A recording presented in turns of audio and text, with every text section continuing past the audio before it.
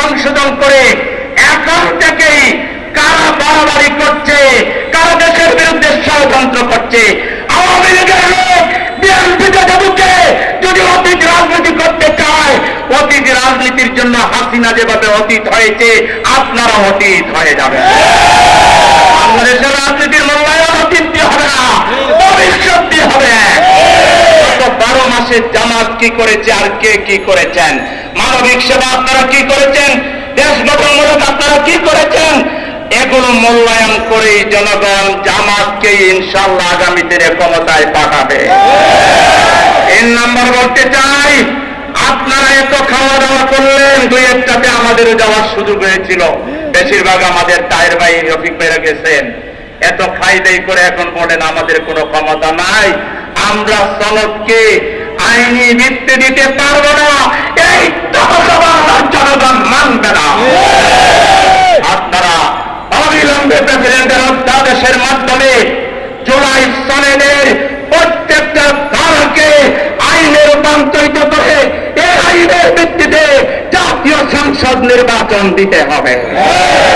নতুবা দেশের জনগণ যদি রাস্তায় নেমে পড়ে, আপনার তো 2-1টা দলের রাস্তা ব্লক দেখেছেন, এটা সেটা দেখেছেন, তাতেই কাঁপতেছেন। জামাতের নেতৃত্বে দেশের বেশিরভাগ মানুষ যদি রাস্তায় নেমে পড়ে, আপনারা ওই তামাশার আপনারা আমাদেরকে নির্বাচন বিরোধী মনে করবেন না।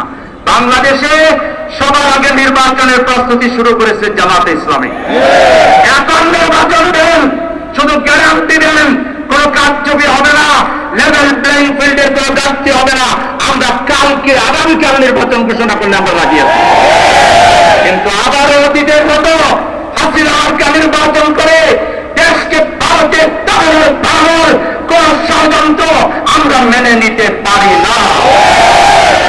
ভোটের মাধ্যমে নির্বাচন না হলে যে দুর্বল সরকার হবে, বাংলাদেশের অর্থনীতি ভেঙে পড়বে, বাংলাদেশের রাজনীতিতে নতুন অশনি সংকেত দেখা দিবে, এটা বাংলাদেশে হতে আমরা দিতে পারি না।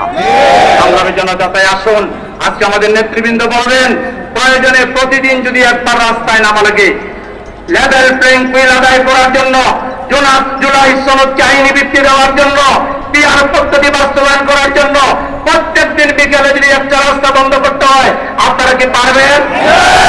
নেতৃবৃন্দ ঘোষণা দিলে আমরা সেটা করতে রাজি আছি।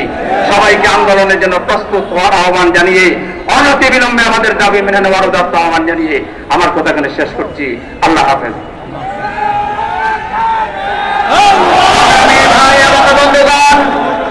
ইতিমধ্যেই আজকের এই সমাবেশে সম্মানিত প্রধান অতিথি বাংলাদেশ জামাত ইসলামীর সম্মানিত নায়েবে আমির, সাবেক সংসদ সদস্য জনাব ডাক্তার সৈয়দ আব্দুল্লাহ মোহাম্মদ তাহের প্রোগ্রামে এসে উপস্থিত হয়েছেন।